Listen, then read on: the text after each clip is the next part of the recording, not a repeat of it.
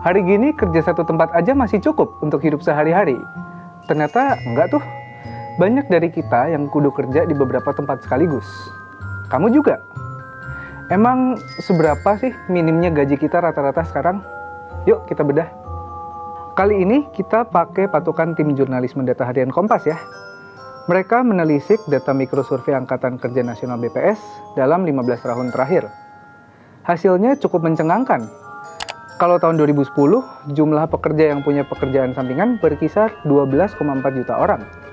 Di tahun 2025, jumlahnya jadi meroket 69% menjadi 21,1 juta orang. Kalau dibandingkan kenaikan jumlah penduduk bekerja, jumlah pekerja yang punya pekerjaan sampingan ini jumlahnya jauh lebih banyak. Soalnya kenaikan jumlah penduduk bekerja cuma naik 34% dari 109 juta orang menjadi 146,5 juta orang. Nah, yang juga menarik nih, ternyata yang punya kerjaan sampingan itu nggak cuma orang dari kelas bawah loh. Malah kalangan profesional juga banyak yang punya kerjaan sampingan.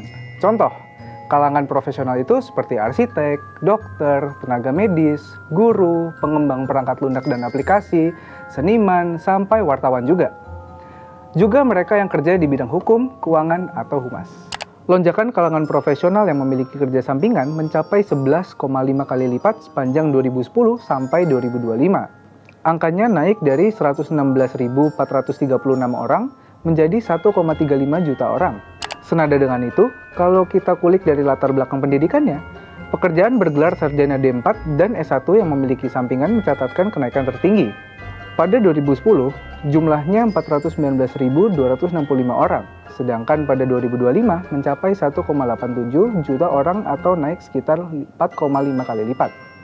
Pekerja lulusan S2 dan S3 yang punya sampingan juga meningkat 3,9 kali lipat menjadi 154.452 orang pada tahun 2025. Pada 15 tahun sebelumnya, jumlahnya baru 40.356 orang. Kalau misal nih, kita bedah dari sisi jenis pekerjaan utama, banyak loh sebenarnya pekerja profesional yang kudu cari side job juga. Pekerja terampil di sektor pertanian, kehutanan, dan perikanan punya porsi 22,96% sebagai pekerja yang punya pekerjaan sampingan. Disusul profesional, seperti teknisi dan asisten profesional, dan juga manajer. Dari sini kelihatan ya, kalau punya pekerjaan sampingan juga dilakukan para pekerja kerah putih. Terkait soal ini, Kementerian Tenaga Kerja punya jawabannya. Tidak seseorang yang sudah punya pekerjaan, dan apalagi pekerjaannya itu membutuhkan keahlian yang tinggi, karena orang yang membutuhkan keahlian tinggi biasanya punya pendapatan yang tinggi ya, yang tadi disampaikan. Kecenderungan dia untuk mendapatkan pekerjaan yang lain itu cenderung cepat dibanding orang yang tidak punya pendidikan tinggi, keahlian tinggi, dan pengalaman yang tinggi. Apalagi dia sudah punya pengalaman. Ini saya melihat gaya di Indonesia sudah hampir mirip ada yang di luar negeri ya, di negara-negara maju gitu ya. Kita lanjut lagi ya. Ternyata porsi pekerja sampingan justru didominasi oleh mereka yang berasal dari kelas sosial miskin.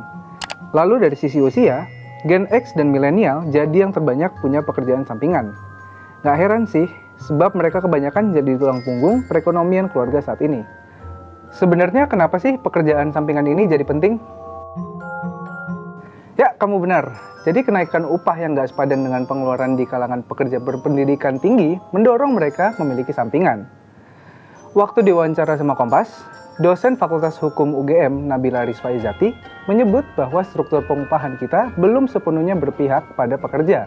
Artinya kemudian kenaikan upah itu tidak banyak terjadi sesuai dengan kebutuhan, dan yang lebih banyak dan juga yang lebih menarik adalah dalam konteks undang-undang ketenagakerjaan kan yang banyak diprotes adalah struktur skala upah itu yang lebih dipertimbangkan sekarang adalah kondisi perusahaan alih-alih kondisi di lapangan gitu, kondisi perekonomian atau kebutuhan hidup layak atau apapun, tapi yang diperhatikan lebih banyak ke kondisi perusahaan. Artinya ketika perusahaan self assessment bahwa dia tidak cukup mampu untuk bisa menaikkan gaji misalnya dalam skala tertentu, maka ya tidak ada yang bisa dilakukan dalam kerangka hukum. Rata-rata pengeluaran bulanan per kapita yang dipublikasikan BPS pada 2025 meroket 217,3% dibandingkan pada 2010. Sayangnya, kenaikan upah pekerja yang memiliki sampingan dan bergelar sarjana D4 dan S1 sebanyak 87,3% dalam rentang 2010 hingga 2025 menjadi 3,4 juta rupiah per bulan.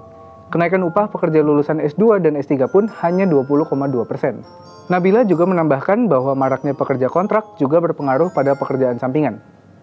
Tidak hanya soal pendapatan, tapi juga soal job security sebenarnya. Di masa sekarang itu kan salah satu alasan orang merasa perlu punya pekerjaan sampingan, menurut saya dari kacamata ketenaga kerjaan juga karena job security yang berkurang, sehingga orang merasa bahwa punya satu pekerjaan tetap itu tidak cukup, apalagi kalau dia apalagi sekarang sebagian besar orang berada dalam kontrak kerja, jadi PKWT lah istilahnya, atau kontrak kerja 1 tahun, 2 tahun, maksimal 5 tahun. Ketika orang berada dalam kontrak kerja seperti itu, tentu saja secara tidak langsung ada perasaan tidak secure terhadap pekerjaannya, sehingga dia merasa perlu untuk mencari pekerjaan lain yang sifatnya itu serabutan atau setidaknya kemudian bisa menjadi in between.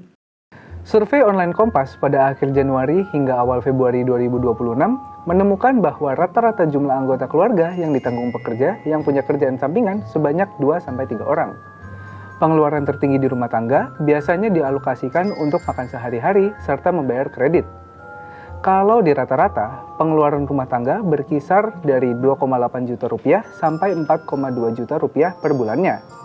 Artinya, dengan gaji 3,4 juta rupiah per bulan, belum tentu cukup untuk memenuhi kebutuhan rumah tangga. Kurang lebih begitu gambaran para pekerja kita. Kalau misalnya kamu, kerja sampingan juga punya nggak?